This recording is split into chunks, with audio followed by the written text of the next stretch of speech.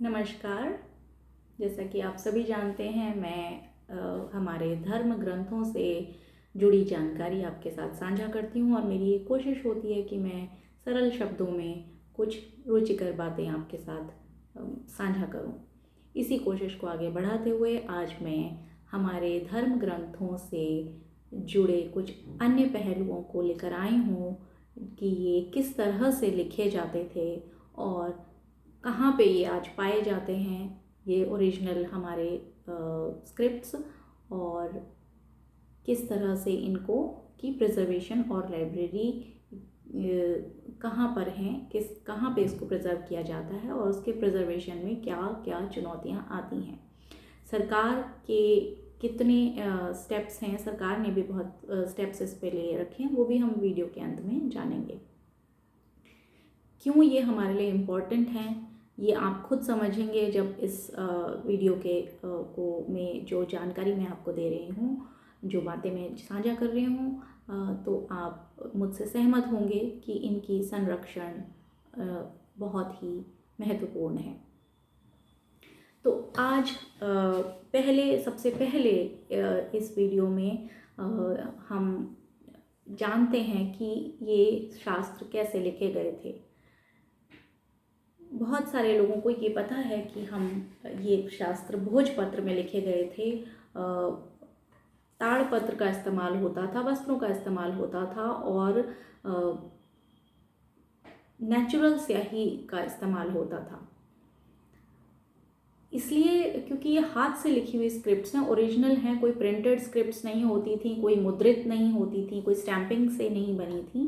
तो ये जितनी भी हमारे स्क्रिप्चर्स हैं, हमारे शास्त्र हैं, ये इनको हम के लिए एक शब्द यूज़ करते हैं, हस्तलिपि, जिसे पांडुलिपि भी कहा जाता है कि और इन शास्त्रों को के जो टेक्स्ट बुक्स हैं उनको ओरिजिनल पांडुलिपि और ये कहाँ पर हमें मिल सकते हैं और ये कहाँ पर इसको संरक्षण किया गया है, कहाँ किस लाइब्रेरी में ये हमें मिलेंगे, इसके बारे में सबसे पहले मैं आपको बताना चाहूँगी और फिर हम जानेंगे कुछ ऐसी चुनौतियाँ जो उससे रिलेटेड हैं। तो हमारे पास कुछ ऐसे ऑर्गेनाइजेशन और इंस्टीट्यूट्स हैं, जैसे पुणे में एक इंस्टीट्यूट है भंडारकर ओरिएंटल रिसर्च इंस्टीट्यूट। साथ ही हमारे पास तांजोर में एक सरस्वती महल लाइब्रेरी है, जहाँ पर भी ट्रेडिशनल संस्कृत मैन्यूस्क्रिप्ट्स, जो पाम लीफ मैन्यूस्क्रिप्ट्स हैं, उसको प्रिजर्व किया गया है। वाराणसी में बहुत सारे गुरुकुल हैं, बहुत सारे फैमिलीज़ हैं जो ट्रेडिशनल ब्राह्मण फैमिलीज़ हैं, जो मंदिरों के साथ भी जुड़ी हुई हैं। तो उनके पास भी आपको बहुत पुराने पांडुलिपि और ग्रंथ और ये स्क्रिप्चर्स मिल जाएंगे, मैन्यूस्क्रिप्ट्स।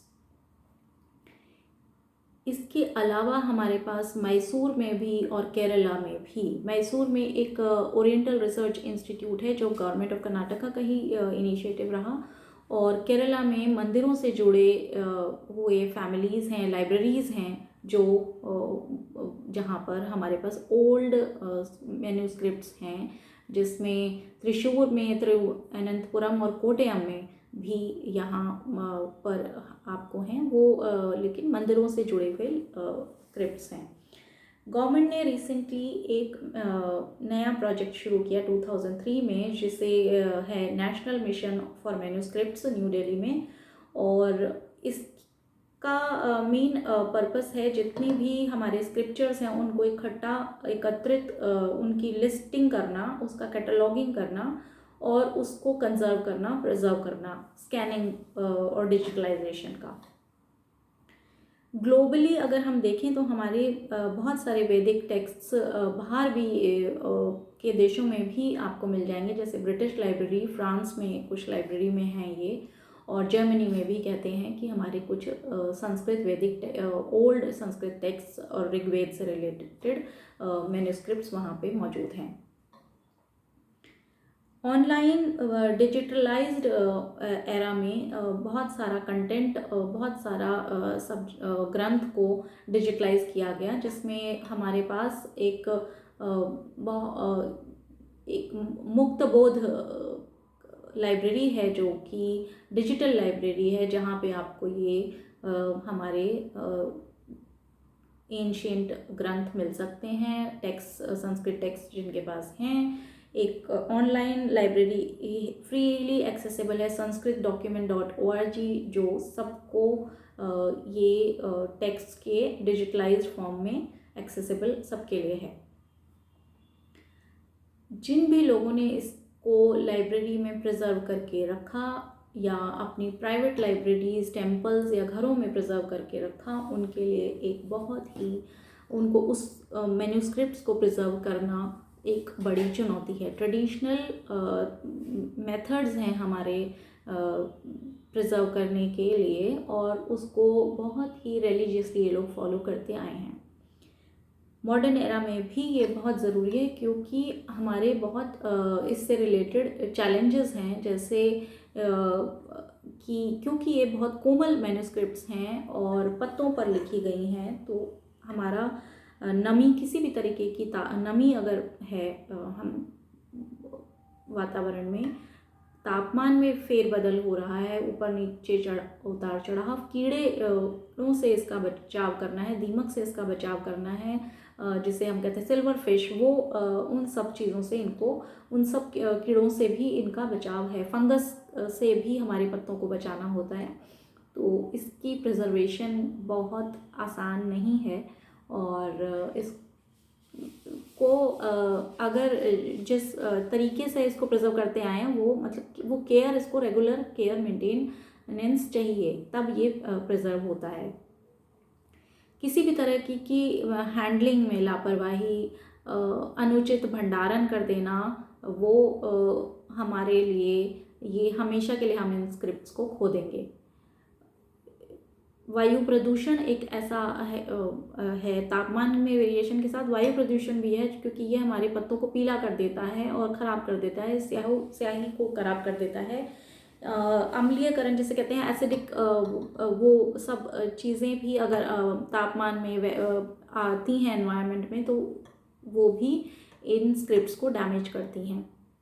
इसलिए जिन कमरों में इनको रखा जाता है, जहाँ पे इनका भंडारण किया जाता है, उन कमरों का तापमान, उन कमरों में किसी तरह का एयर पोल्यूशन ना पहुँचे, ये सब ध्यान भी जो हमारे लाइब्रेरियंस हैं वो रखते हैं इसके लिए।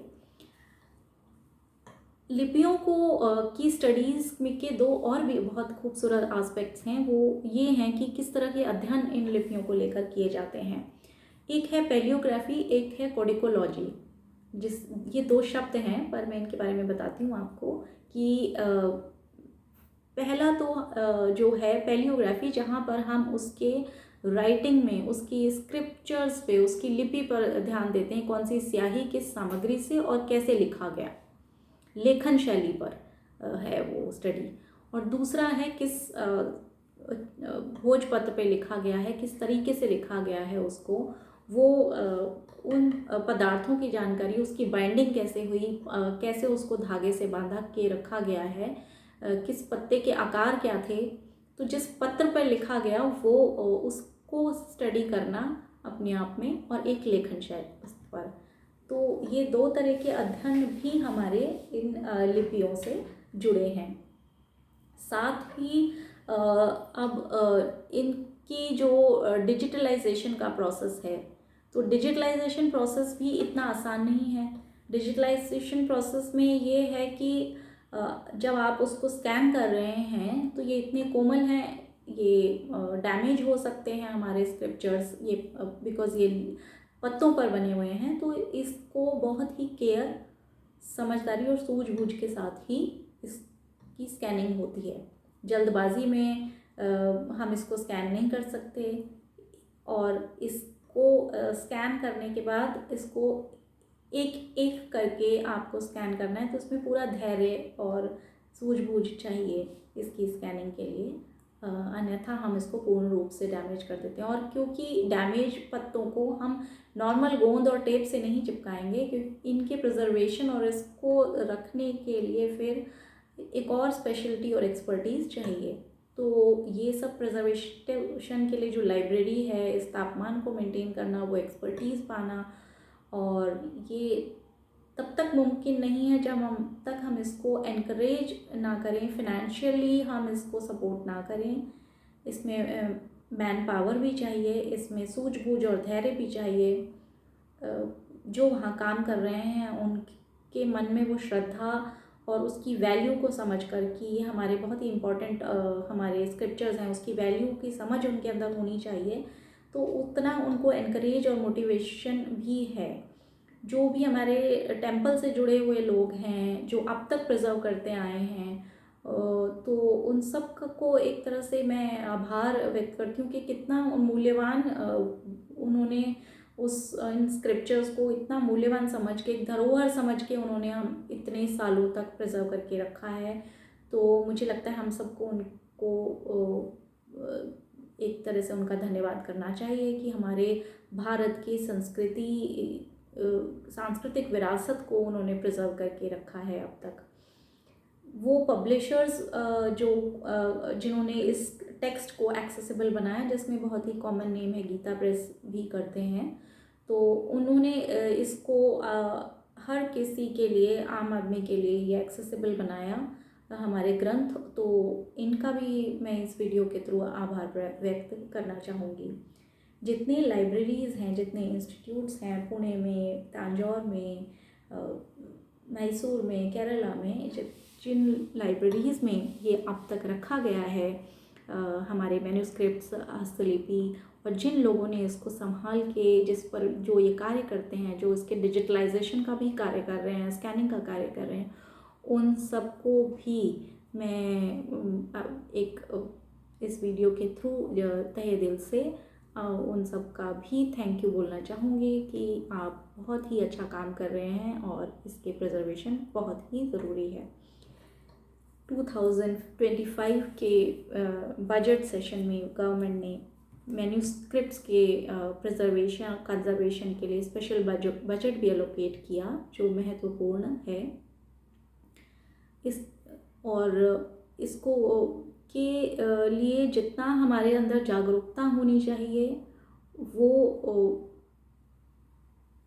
एक आस्पेक्ट है। दूसरा आस्पेक्ट है हमारी रुचि, और तीसरा ये कि ये हमारी धरोहर है, जिसमें क्योंकि ये वो ओरिजिनल डॉक्यूमेंट्स हैं जिनकी इम्पोर्टेंस इसलिए है कि वो उसमें एक ना सिर्फ वो ज्ञान है, बल्कि उस समय के कल्चरल डेवलपमेंट जितना था, जितना भी उस टाइम पे लोगों का जो मानसिक लेवल पे वो बहुत ही डेवलप्ड थे, स्पिरिचुअल लेवल पे वो बहुत डेवलप्ड थे, इसका एक बहुत बड़ा जीता जागते वो सबूत हैं वो सारे हमारे स्क्रिप्चर्स।